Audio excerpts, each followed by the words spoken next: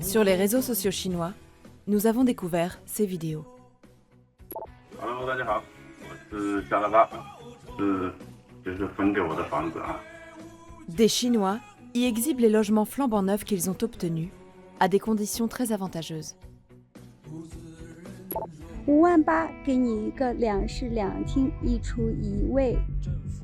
Maison gratuite. Ces vidéos ont été tournées au Xinjiang, où vivent 12 millions de Ouïghours. Cette minorité musulmane est persécutée en Chine. Sous couvert de lutte contre l'extrémisme religieux, au moins 1 million d'entre eux ont été emprisonnés arbitrairement dans des camps. Les maisons idylliques promues dans les vidéos ne sont pas destinées aux Ouïghours. Elles sont réservées à d'autres Chinois, venus des 4 coins du pays. Une fois installés, ils incitent leurs compatriotes à les imiter. 如果有朋友在内地想换环境了，或者想来这边发展了，重新开始了，可以联系我，可以联系我。 Qui sont-ils? Pourquoi font-ils la promotion de cette région ouïghour avec tant de zèle? Dans cette province sous haute surveillance, nous avons mené une enquête numérique, analysé des vidéos, des images satellites et des documents officiels qui montrent que cette politique d'installation vise en fait à anéantir l'identité ouïghour.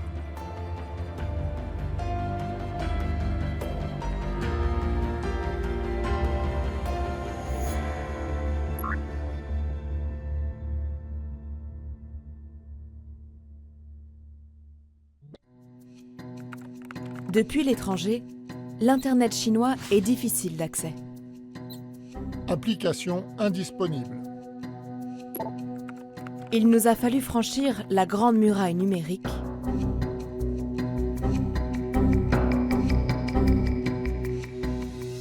pour accéder à des réseaux sociaux qui n'existent qu'en Chine. Sur la plateforme vidéo Isigua, nous trouvons des images de ce nouvel arrivant au Xinjiang. 这里有2000亩的荒地，第1年不要租金啊，种棉花。第2年开始就准备种棉花，第1年不要租金。在新疆啊。 Cet homme y raconte son installation avec sa famille. Il arrive du Hunan, une région pauvre de l'est de la Chine. Il dit avoir démissionné pour devenir agriculteur au Xinjiang. Dans ses vidéos, il montre les terres et le nouveau logement qu'il a reçu. Sur d'autres clips, des habitants filment des quartiers entiers qui sortent de terre. 你看那些房子一栋一栋的，都规划的比较规整，这些小别墅都非常有特色。 En recoupant leurs images avec des photos satellites, nous parvenons à retrouver les lotissements montrés dans la vidéo. On reconnaît bien la forme des toits roses et blancs. Ce quartier est situé à Alar, une ville nouvelle en pleine expansion. Comme le montrent ces images satellites, ces logements n'existaient pas encore en 2020. Plus de 1000 bâtiments ont été construits en seulement quelques mois. Sur les réseaux, des centaines de nouveaux arrivants font la promotion du Xinjiang. Pourquoi une telle ardeur? S'agit-il d'initiatives individuelles? En examinant ces vidéos, nous découvrons qu'elles sont toutes accompagnées des mêmes mots-clés. Politique d'immigration au Xinjiang. Conditions d'attribution des maisons et des terrains. Politique d'installation au Xinjiang. Comme pour ce compte, Chilu Xiaopan se rend dans les régions de l'Ouest. Il a quitté sa province, le Shandong, à plus de 4000 km, il y a 3 ans, pour s'installer à Alar. C'est suite au visionnage d'une vidéo qu'il aurait lui-même eu l'idée de déménager. 有一个山东的一个柱子哥，他也是从看着他视频一路往西来了，来到了阿拉尔。 Depuis, il inonde Internet de ses propres vidéos, dans lesquelles il promeut les conditions de vie au Xinjiang. 这边挺安全的，气氛挺融洽，这个城市还是不错的，绿植覆盖率很高，好多朋友想来这边生活，就说为了孩子了，为了工作了。 Très prolixe sur la région, il reste discret sur ses propres activités. Mais dans l'une de ses 500 vidéos, il finit par répondre à la curiosité de ses abonnés. Il admet être influenceur pour le peuplement du Xinjiang. 有好多朋友还好奇我这边什么工作啊？招工落户宣传员，就是通过视频的形式让更多的人了解我们阿拉尔市。再就是办理这个落户手续，然后帮那个朋友找一找工作，推一下这边的工作。 Pour le compte de qui travaille-t-il? Nous découvrons ces images. 下班了，一会儿去吃个饭。 À l'arrière-plan, nous repérons une inscription. Centre de service public du commerce en ligne d'Alar. Il s'agit d'un incubateur d'entreprises du numérique situé en banlieue de la ville d'Alar.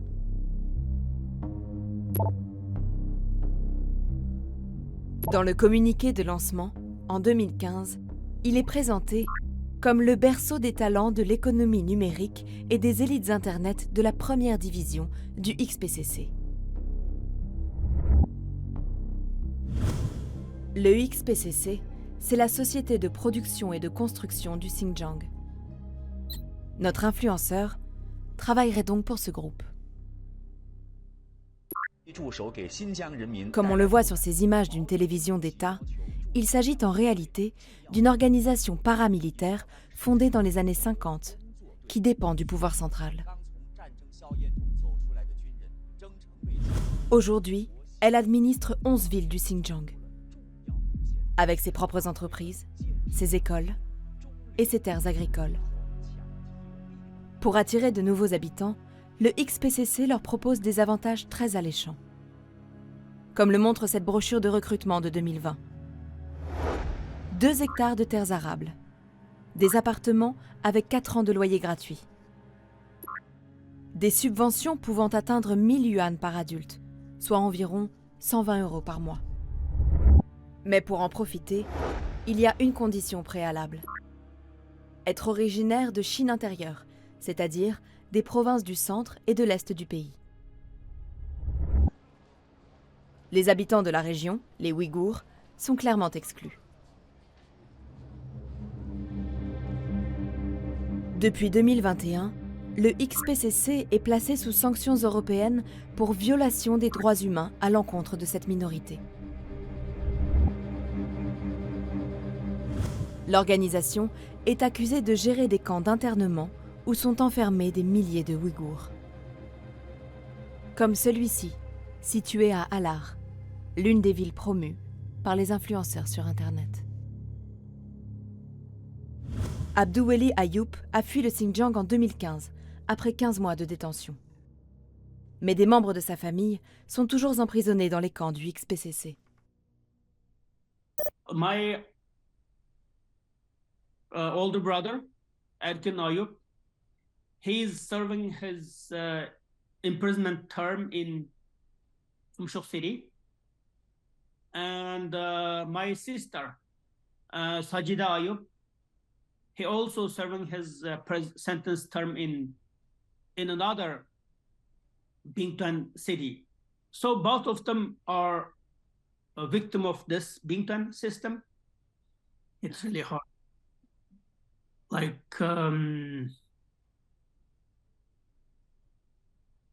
we don't have anything to defend ourselves.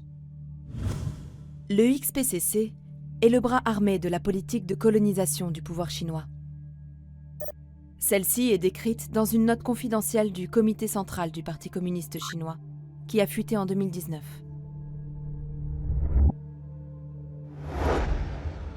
On y déplore un grave déséquilibre dans la structure ethnique de la population.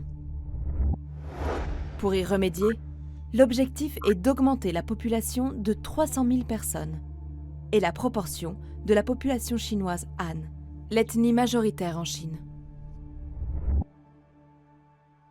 Dans le même temps, le gouvernement chinois transfère des Ouïghours vers d'autres régions. Ils sont envoyés travailler dans des usines à l'autre bout du pays, sous couvert de programmes d'État de réduction de la pauvreté.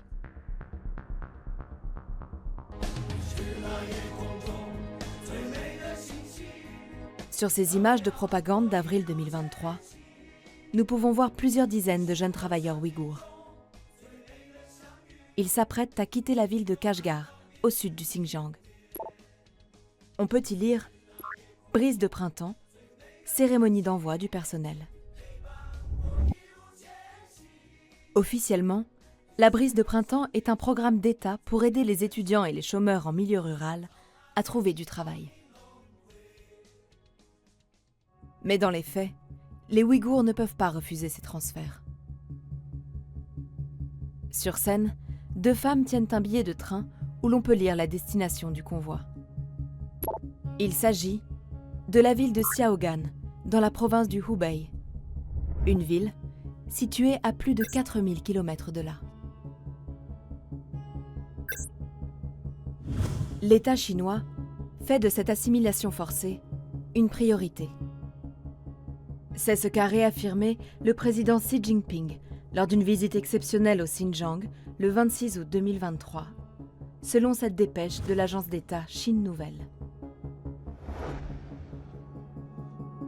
Il est nécessaire d'encourager les habitants du Xinjiang à se rendre dans le reste de la Chine pour y trouver un emploi et d'encourager la population du reste de la Chine à créer des entreprises et à vivre dans le Xinjiang. Derrière ces mots, c'est la disparition de l'identité ouïghour que redoute le chercheur en exil, Abdouweli Ayoub. This eradication is happening. We are losing. Every day we are losing, actually. Every day we are losing our kids, we are losing our culture. What we are doing is just telling the world to take a measure to stop it. Aujourd'hui, les Ouïghours ne représentent plus que 45% de la population du Xinjiang. C'est 2 fois moins que dans les années 50.